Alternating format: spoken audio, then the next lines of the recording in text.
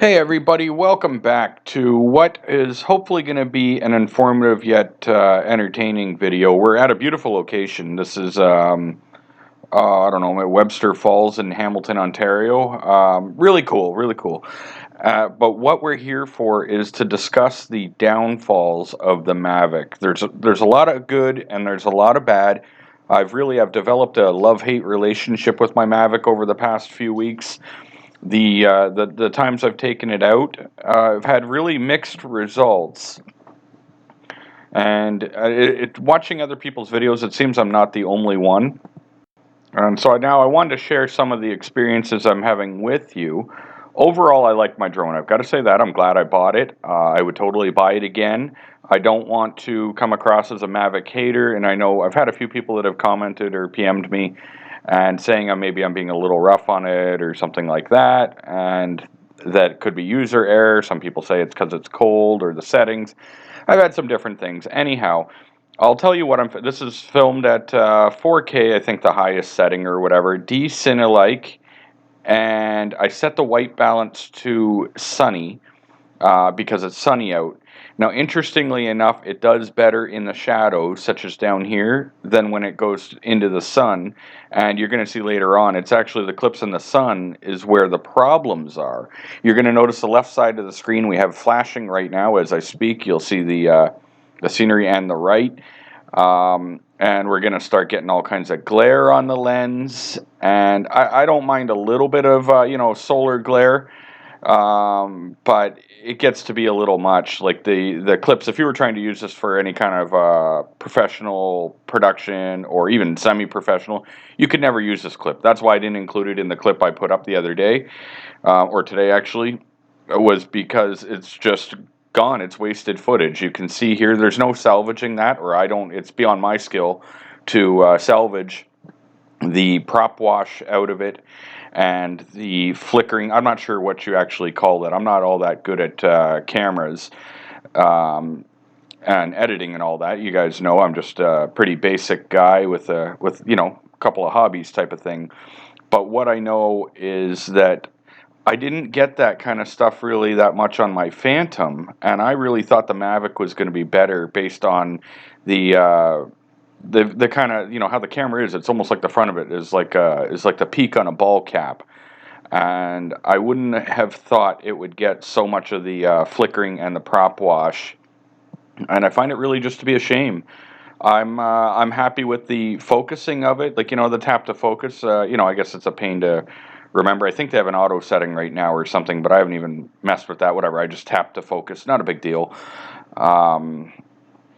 But the flickering and prop wash and stuff is mainly where my concerns are, and also I guess on a smaller level, it's not a deal breaker, but I find it moves around a lot more in the wind than the Phantom. I found the Phantom to be a little bit more steady.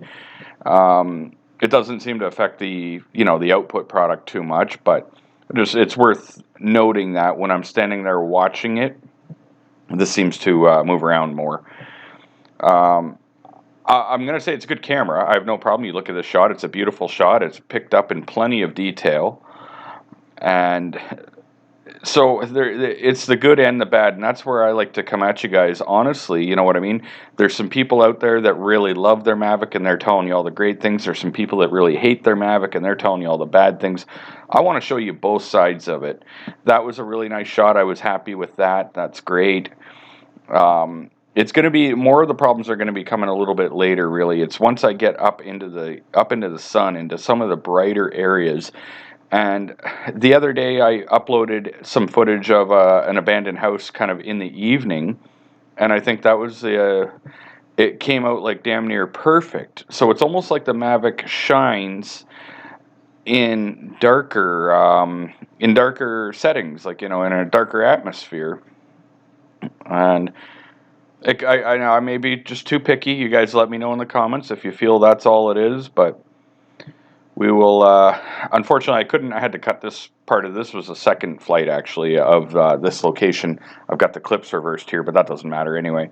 But my controller battery was low, so I had to bring it in. But I definitely plan on getting back there again and flying on a nice day. But so once I bring this in, we're going to go ahead, and I've just left this all raw. I haven't edited it, but we're going to go and we're going to do a flight from actually from way above, and I had dropped down into here. It's yeah, it's a good location. I like the drone though. You know what I mean? I said that already. The other day I had taken it and I flew out at a marina and I uploaded some of the footage. I cut out all the bad bits because there was a lot of bad bits. There was a lot of it was you know, somewhere maybe 11 a.m. Sorry, my phone dinging there. But here, this is going to get really bad. Sorry to switch subjects, but watch when I come through here.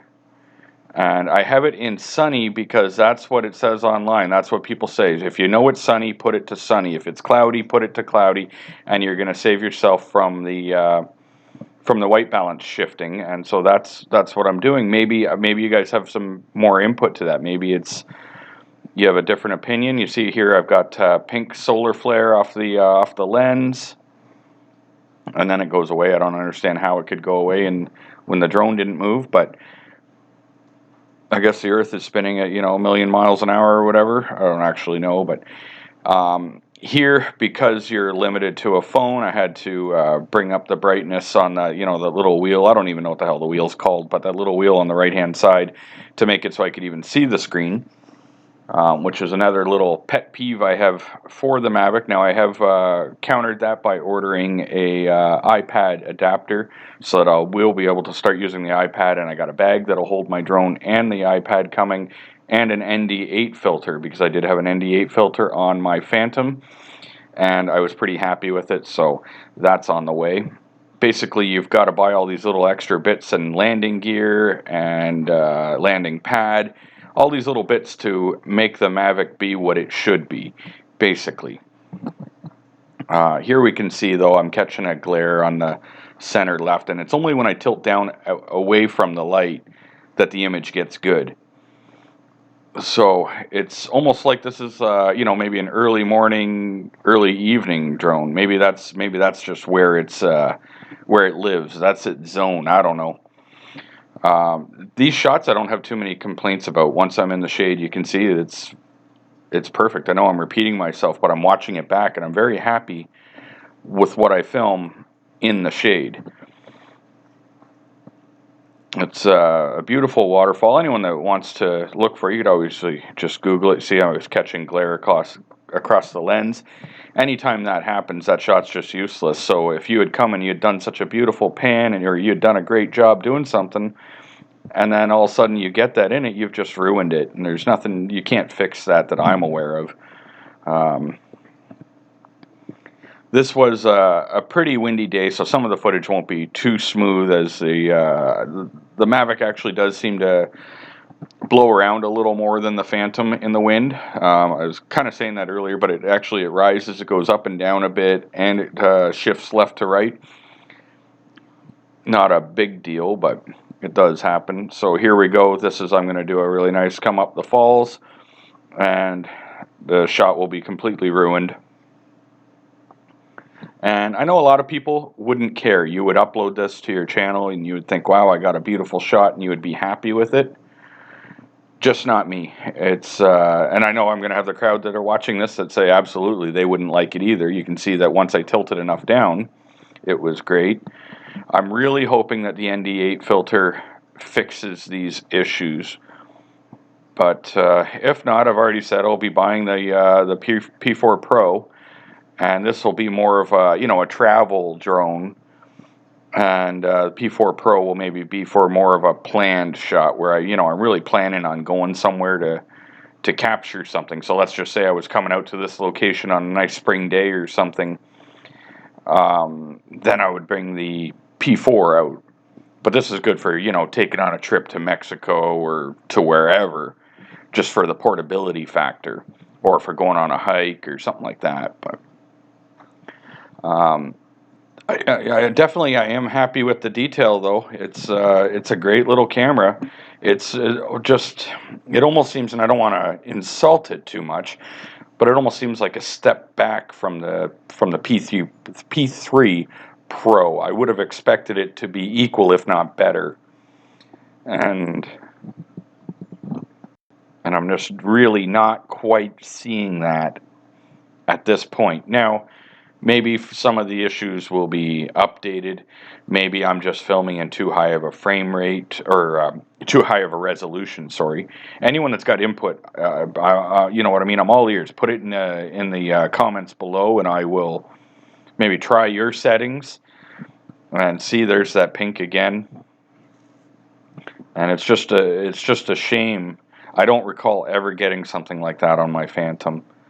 I know I'm probably repeating myself here, but basically I'm just trying to fill the time. I wanted to give you guys unedited footage. I'm not doing any kind of enhancements, corrections, anything. This is right off the stick. I put my voice over it, and that's that, just so you can see it.